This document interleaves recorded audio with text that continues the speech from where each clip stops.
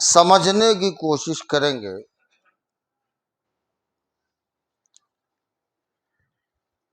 کہ ان نصوص شرعیہ جن سے مسائل کا استنباط اور استخراج ہے،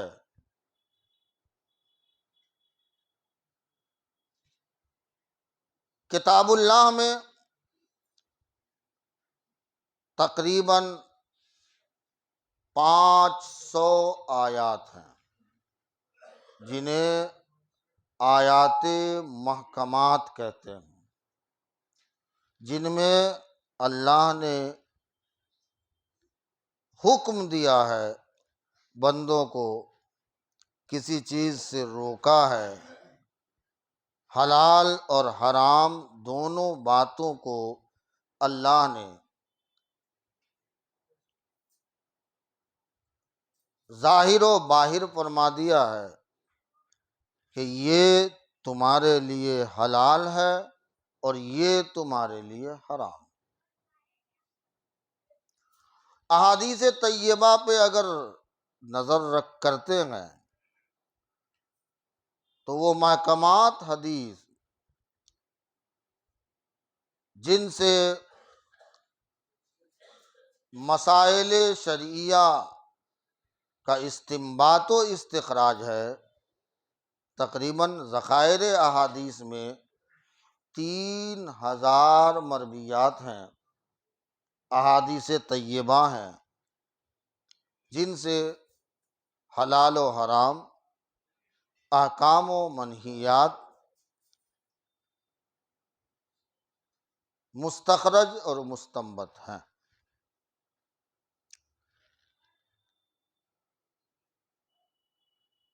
اب رہی بات اجماع کی، اجماع کے تعلق سے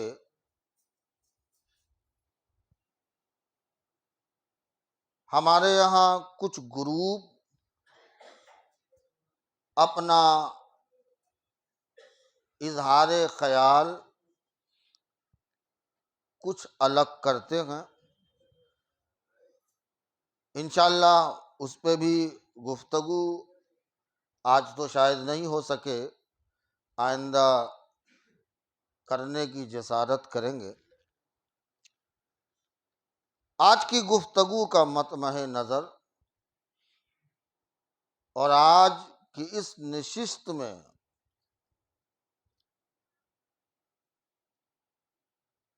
جس بات کو پیش نظر رکھا جائے گا وہ کتاب و سنت ہے۔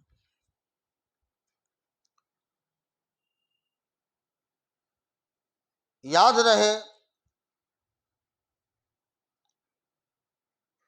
کہ جو ائمہ مجتہدین نے اجتہاد فرما کر ہمیں مسائل شرعیہ کو سمجھایا اور انہوں نے فقہ کے اصول اور ضابطے بنائے، جن اصول اور ضابطے کی روشنی میں آج تک نئے مسائل حل ہو رہے ہیں، اور انشاءاللہ ان اصول اور ان قواعد و ضوابط کی روشنی میں ہر نئے نت مسائل کے حل صبح قیامت تک ہوتے رہیں گے۔ اب کس محنت شاقہ سے، کس لگن سے، کس جد و جہد سے انہوں نے ان اصول کو مرتب کیے ہوں گے، آپ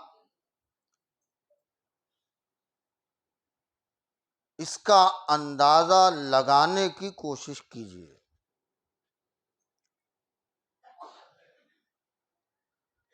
لازمی طور پر مخلوق جب کوئی اصول بناتی ہے،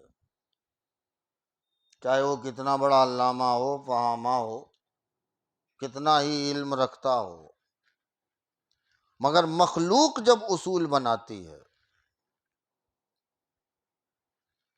تو وہ اصول ہمیشہ نہیں چلتے۔ مخلوق جب اصول بناتی ہے، کتنا ہی عقل مند ہو، فہم و فراست کا مالک ہو، اس کے اصول میں لچک لانی پڑتی ہے، اس کے اصول میں کچھ نہ کچھ زمانہ گزرنے کے بعد تبدیلی ہوتی ہے۔ دیکھ لیے ہمارا کانسٹیٹیوشن جو ہمارا ہندوستان کا ہے، جو آئین ہے ہمارا ہندوستان کا، بھارت کا، ہو رہا ہے کہ نہیں؟ ابھی کچھ دن پہلے اس پہ گفتگو ہوئی ہے، کشمیر میں 370 کا مسئلہ تھا، اس میں کچھ چینجنگ لائی گئی، تبدیلی لائی گئی، وجہ جو بھی ہو۔ آپ کے لیے ایک اصول مرتب تھے اور آئین بنا ہوا تھا کہ آپ مسلمان ہیں تو اسلامی فقہ کے اعتبار سے آپ کو اپنی زندگی گزارنے کا حق ہے۔